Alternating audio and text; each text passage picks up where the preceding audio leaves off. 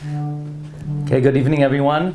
It's a great honor to be here. It's always nice to come back to Flatbush. I actually grew up a few blocks down from here, so I remember the old neighborhood. And it's always an honor to speak on behalf of my alma mater. I actually went to Yeshiva Temimah back in the day. And I used to take a bus from here all the way to Ocean Parkway, make a right, and what is it, 5:50? It was at the time 5:55. Okay, good. Actually, I think I mentioned when I was recently passing by Ocean Parkway, I saw one of my old rabbeim, and I rolled down the window, and I said to the Rebbe, Shalom Aleichem, Daniel Glatstein. This was my pre-1A Rebbe. He said, no, Daniel Yaakov Glatstein. Yeah, you got it. Okay, so we're approaching the Yom Tov of Rosh Hashanah, the Yamim Noraim, and I would like to share with you a few important thoughts to elevate and to put into focus the power of tefillah that HaKadosh Baruch Hu gave us during the Yamim Noraim. We know that the Kriyas HaTorah of the first day of Rosh Hashanah, we read about the birth of Yitzchak Avinu. Sarah Imenu had a child, and then Chana also had a child. This is the Kriyas HaTorah for the first day of Rosh Hashanah. It's very interesting. Why would we read about this on the first day of Rosh Hashanah? Shouldn't we read about the Yom Tov of Rosh Hashanah? Why read about the birth of Sarah, the birth of Chana? And the Meiri writes this is for a very important reason.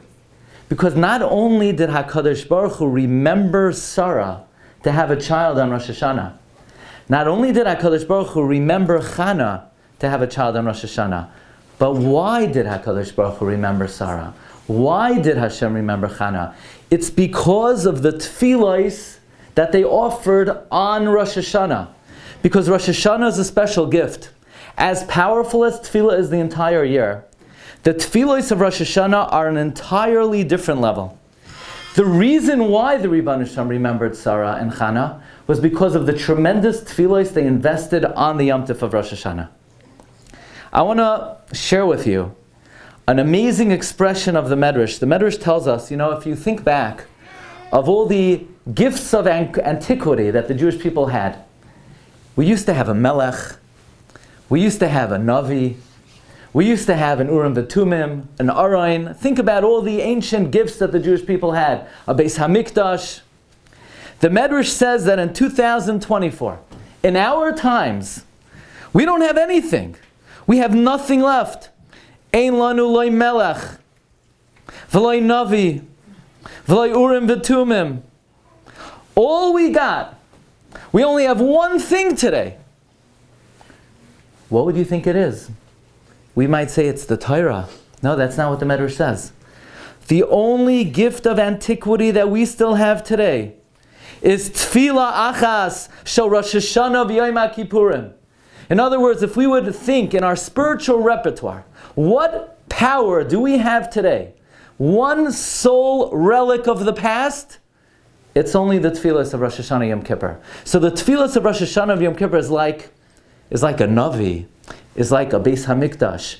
It's our last gift from the ancient times. What exactly is it about the Tefillos of Rosh Hashanah Yom Kippur? Why are they so powerful? What is their koyach? So I'd like to share with you a very challenging concept. You won't hear this too often. This is not a very popular concept. And at first it may seem a little hard to swallow and digest, but it's critical, it's very important. I want to share with you a challenging philosophical question. We all daven, we all have things we need to daven for, whatever it may be. Some people daven for parnasa, some people daven for health, for chinuch habanim. Rebbeinu Shalom, help me get my kid out of bed in the morning. Please, I want peace of mind. Why do I feel so anxious?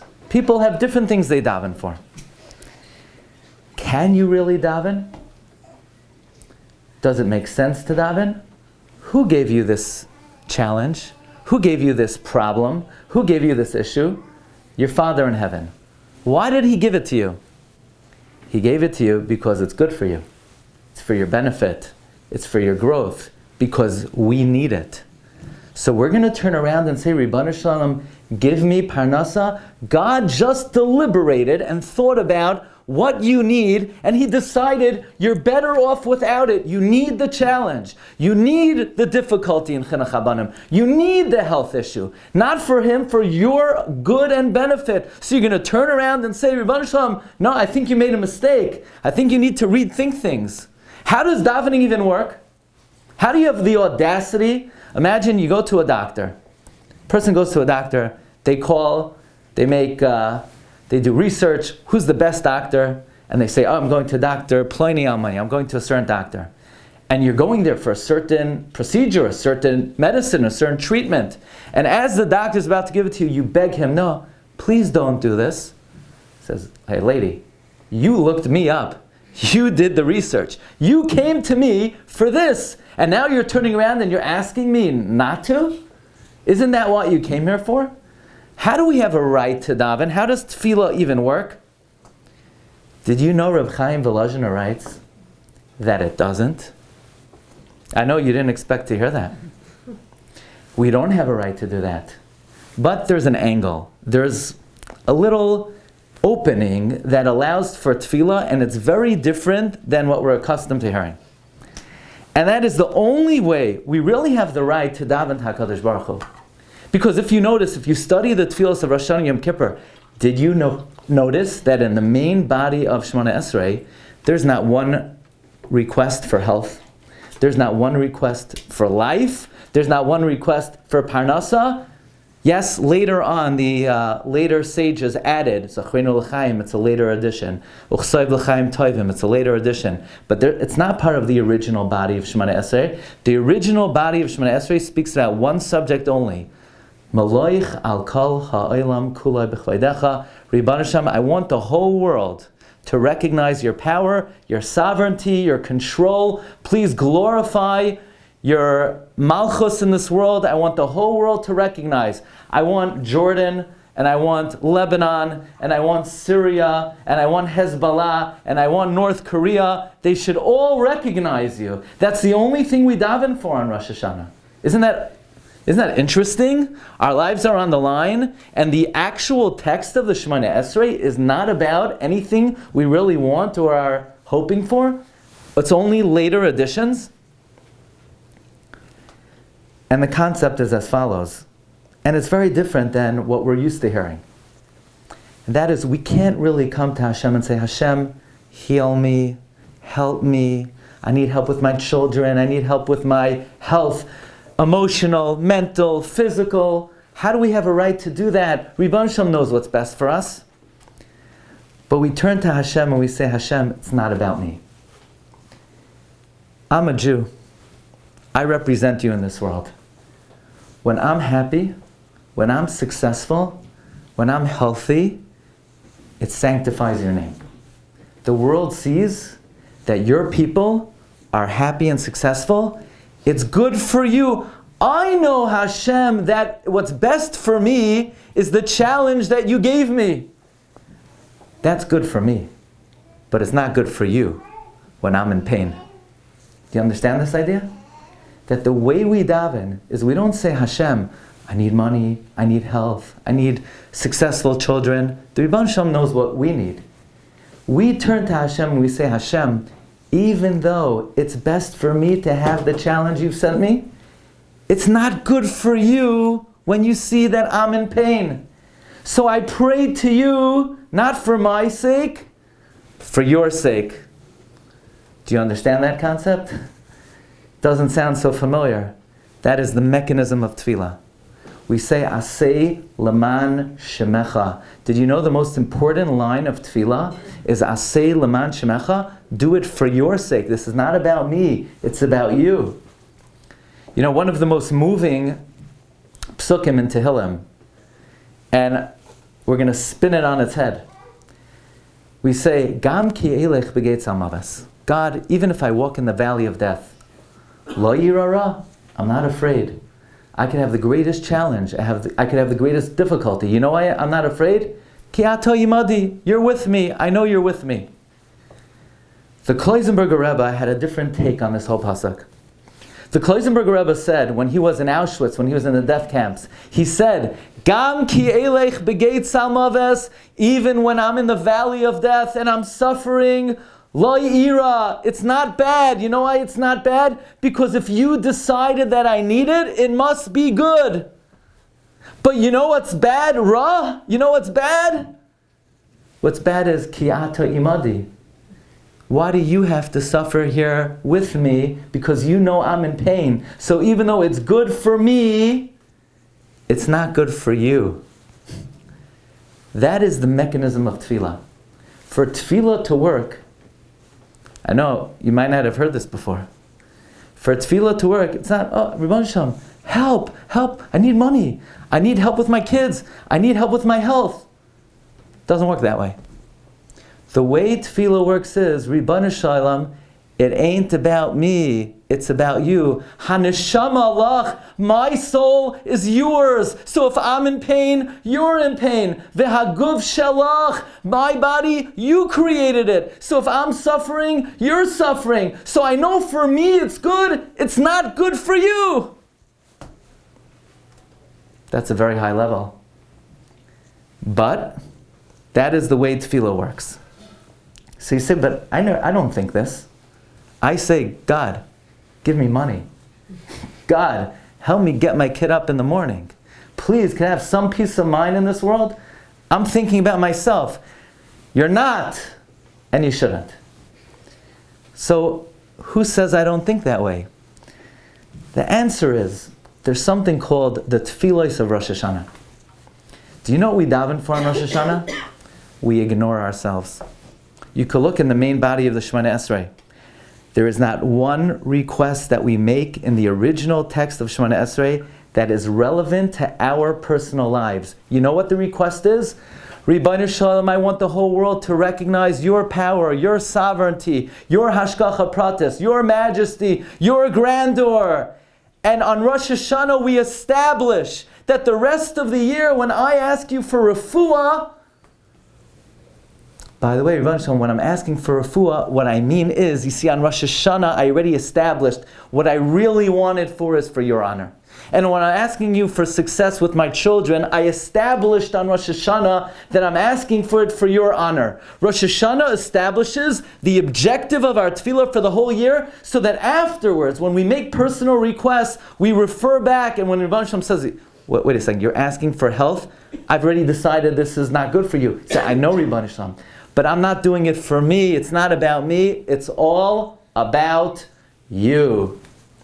You're in pain when I'm in pain. The best example I could give, I don't know if you ever met my grandfather. My parents live a few blocks down.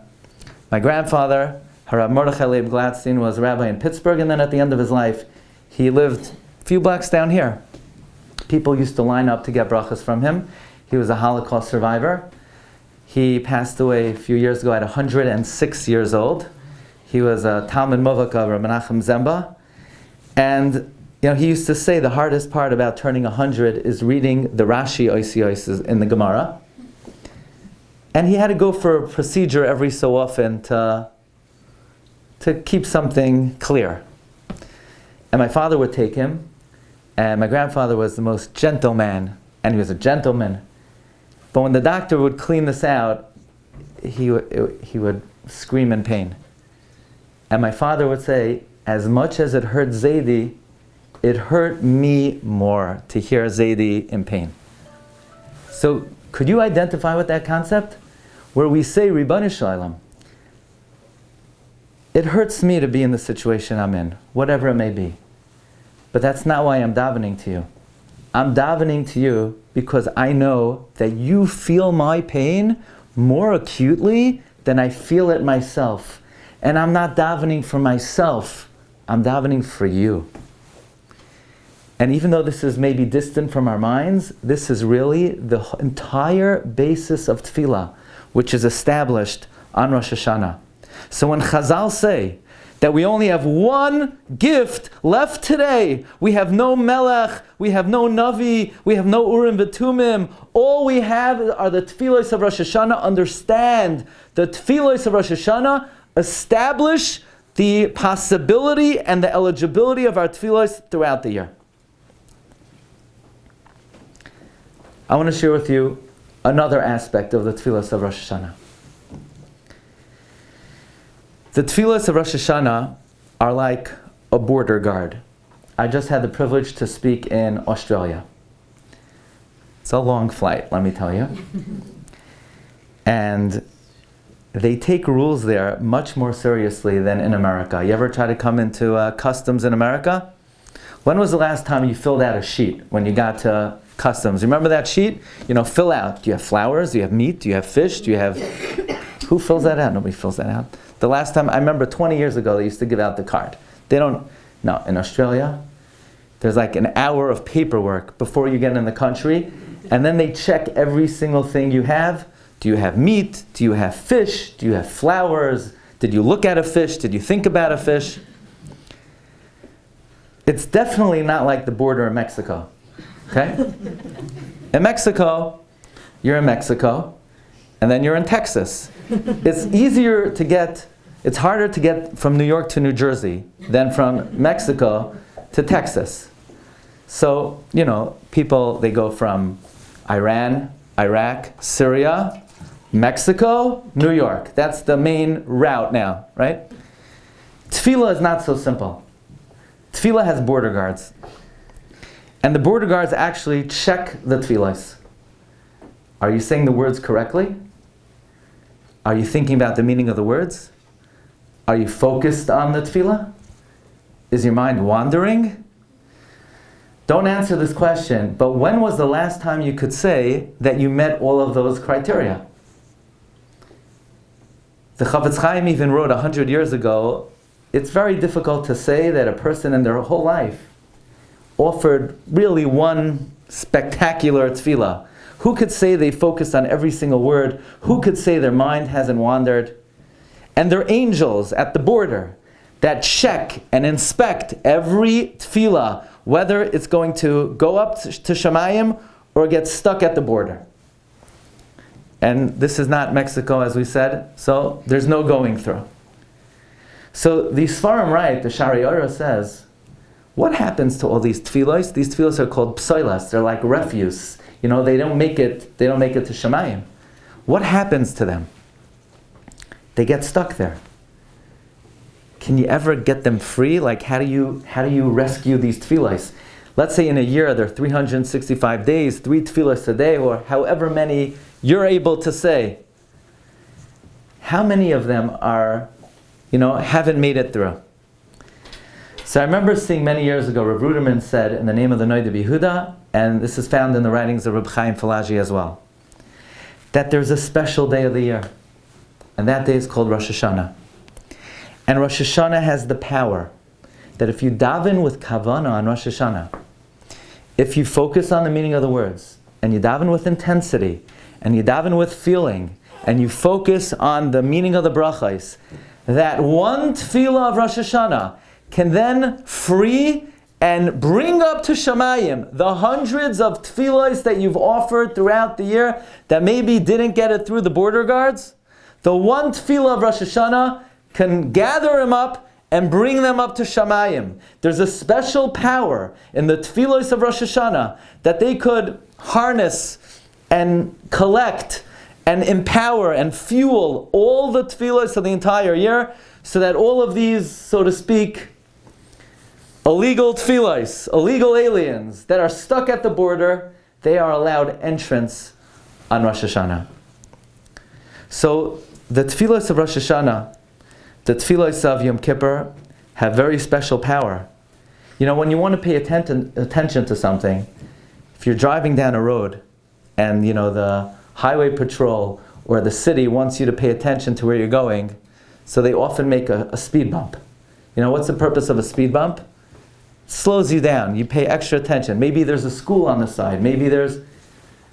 Did you notice then the tefillos of Rosh Hashanah, there is a speed bump in every single bracha. You have a new phrase. In the first bracha, Zachrinu l'chaim. The second bracha, Michamocha. In Ata Kadosh, Hamelach HaKadosh.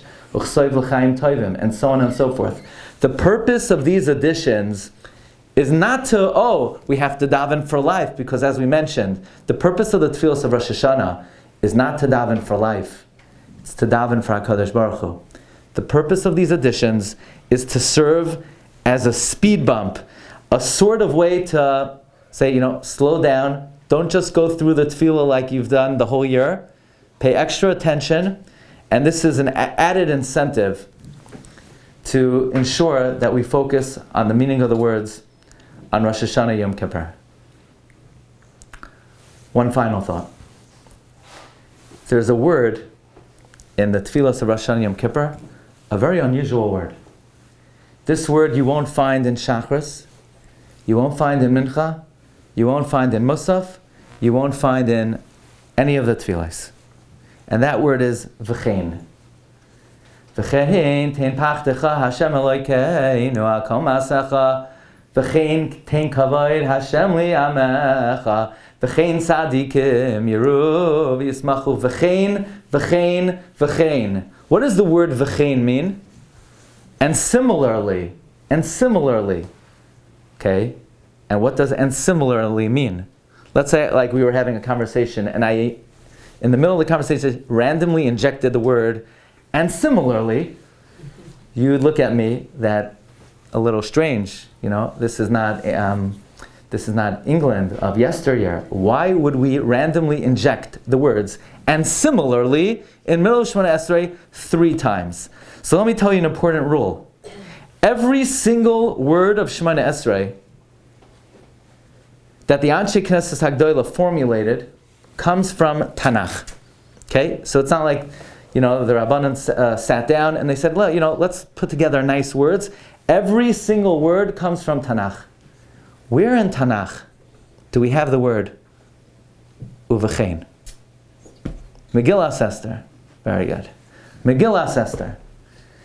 When Esther was asked to go in front of Melech Achashverosh, she was afraid to go. She hadn't been called for 30 days. By going unlawfully, she was putting her life on the line. She was standing in front of the king unlawfully. Let's conjure up that image. Let's think about how Esther must have felt going into Achashverosh, not being called, feeling unworthy, feeling her life was on the line. Is that a comfortable image? It's somewhat of a jarring, frightening image. Esther standing in front of the king, Asher loy chadas, uvechein avayel hamelech, Asher loy chadas, v'cha asher avadati. That's the image that Anshe Knesset Hagdolah want us to feel on Rosh Hashanah Yom Kippur. We imagine ourselves like Esther Hamalka, standing in front of the Melech Malchei Hamlachim, Asher loy chadas. Are we worthy? Are we deserving? That's the imagery that Chazal want to portray to us on the Yom Noraim. The Tefillos of Rosh Hashanah Yom Kippur are different than any other time of the year. Number one, they establish the objective of all of our tefillos. That when we daven for parnas, and we daven for our children, we daven for our health, and we daven for our well-being, we never daven for ourselves. It's always aseh leman shemecha. It's for your honor. And who said that that's what our kavanah is? We articulate it on Rosh Hashanah, and that sets the tone for all the tefillos of the year. Moreover, during the course of the year, sometimes we have more kavanah, sometimes we have less kavanah, but we would all admit it could be a few of our tefillos, they're still at the border, they haven't made it through. And on Rosh Hashanah Yom Kippur, it's our opportunity to rescue those tefillos, to empower them, and give it the opportunity to go up to Shamayim. And finally, Rosh Hashanah and Yom Kippur, the status of these tefillos are what we call tefillah be'es tzara. It's a tefillah at a time of distress. Does anybody know? Is tefillah d'oraisa or is tefillah d'Rabbanan? It depends, right? The Rambam says tefillah is d'oraisa. The Ramban says tefillah is d'Rabbanan. But be'es tzara, at a time of difficulty, at a time of distress, everybody agrees tefillah is d'oraisa. The tefillos of Rosh Hashanah Yom Kippur are tefillah be'es tzara. Everything's on the line. We don't view it that we have life, we have parnasa, we have family, and Hashem, just keep it going. The lease has come to an end. The lease of 2024, with all of its blessings, has ended. We're asking Hashem not to keep us alive, but literally to give us life again, to give us family, to give us again parnasa, to give us everything we hope for. But HaKadosh Baruch Hu gave us a special gift. The one gift that remains from antiquity. We have no king, we have no prophet, we have no Beis HaMikdash, we have no Urim v'Tumim. We only have one thing left, the Tefillos of Rosh Hashanah and Yom Kippur. And if we appreciate it and take advantage of it, it could be our most powerful advocate on the Yom Hadin. So my humble bracha is, Be'ezus Hashem, all of our Tefillos should be Neskabel, Barachamim V'Ratzain, should all be Zoiche to Shnas Chayim, good health, Gezint, Nachas from your children, V'Yimali Hashem, Kol Mishal Sim L'Toiva, Aksiv L'Sim L'Toiva. Thank you very much. Okay. How do we, as women and with children, what davening should we be focusing on Rosh Hashanah if we can't make it to shul, if we can't make it? If you can't make it to shul? Yeah. Practically speaking.